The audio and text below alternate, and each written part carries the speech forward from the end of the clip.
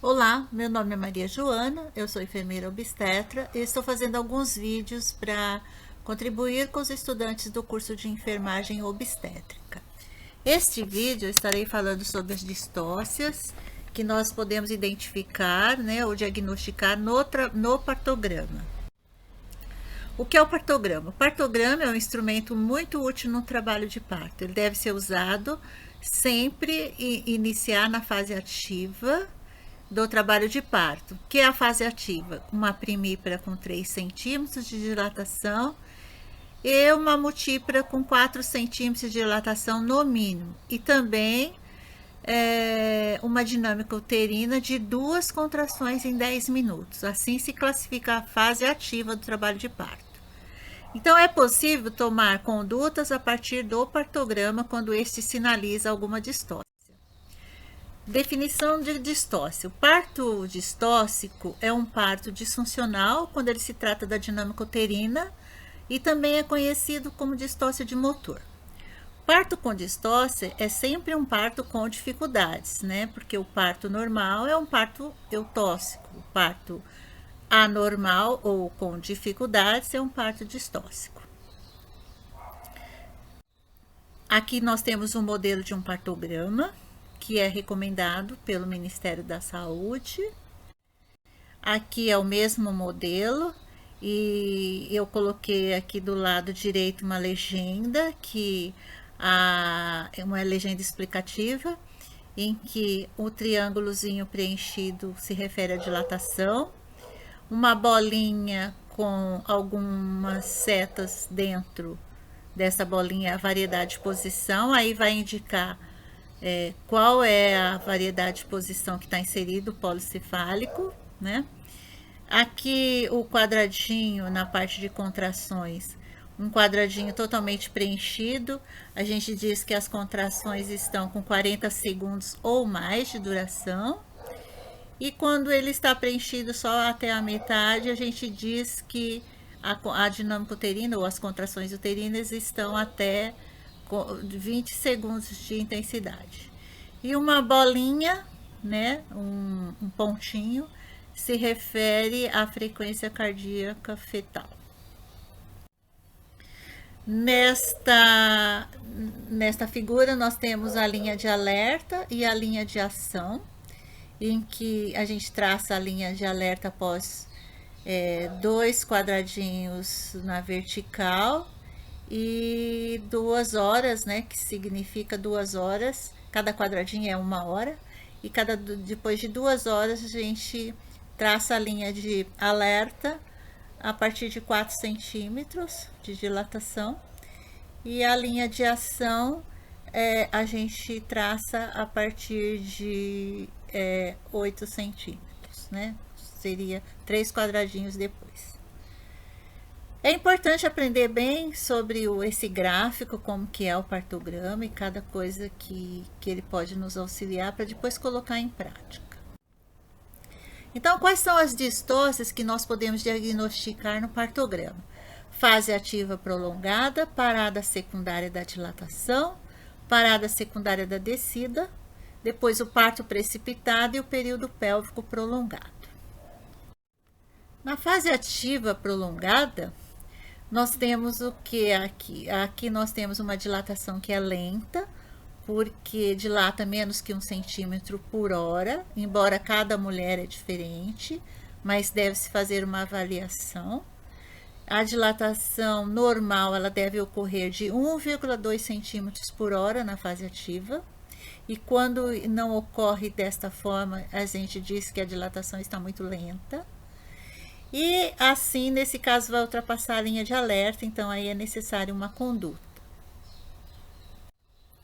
Qual é a conduta? Estimular a caminhadas, modificar a posição da parturiente, colocar a parturiente na bola suíça para que ela possa fazer alguns exercícios, colocar no banho de chuveiro com água morna, porque a água morna causa relaxamento e o relaxamento propicia a dilatação do colo uterino. Mas deve-se observar a parturiente como um todo e observar também quando você faz o toque, também fazer uma avaliação da descida desse polo cefálico, né, no canal do parto. Mas na humanização do parto e nascimento, a gente diz que deve aguardar, porque cada parto é diferente, então não se deve apressar nunca uma evolução do trabalho de parto. Mas essas condutas aqui que estão indicadas, ainda são condutas que pode ser feita com toda a segurança de um parto humanizado.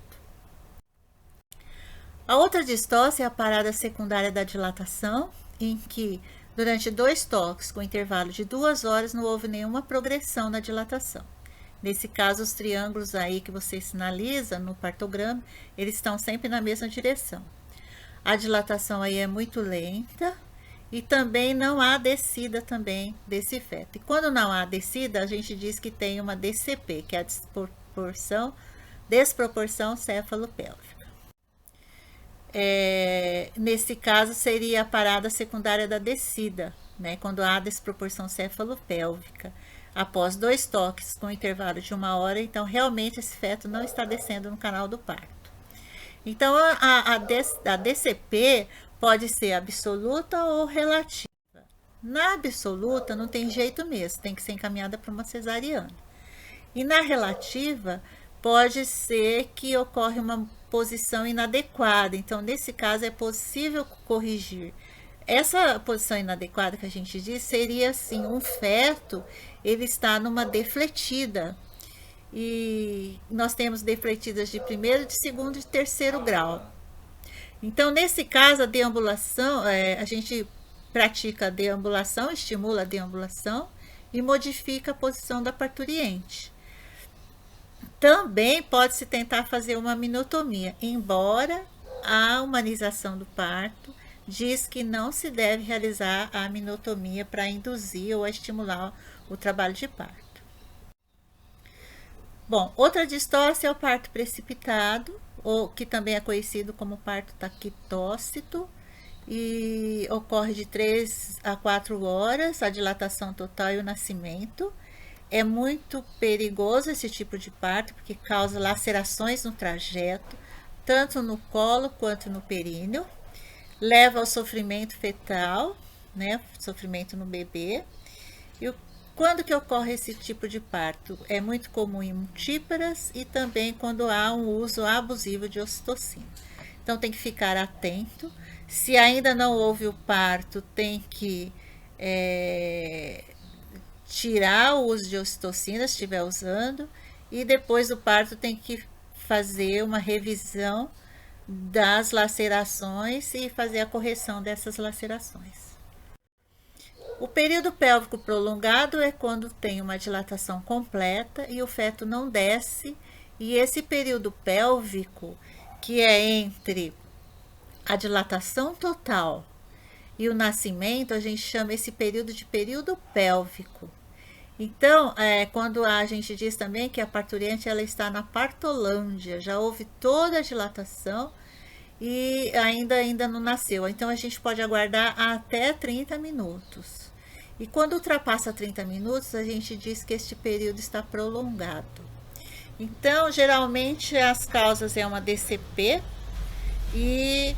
ou dinâmica uterina que são ineficientes, as contrações estão ineficientes. A conduta nesse caso é modificar a posição da parturiente, lateralizar a parturiente, porque vai desprender o polo que está inserido aí.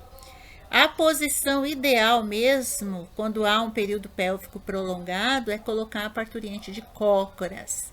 Muitas vezes corrige a distócia de ombro e evita de fazer um fórceps, porque o fórceps é prejudicial, tanto para a parturiente, que pode levar lacerações no canal do parto, e também pode causar danos ao bebê.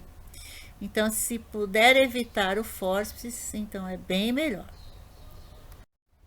Se você gostou do vídeo, dá um positivo. Se você tiver dúvidas ou sugestões, envie um e-mail para mim, mariasiqueira538@gmail.com.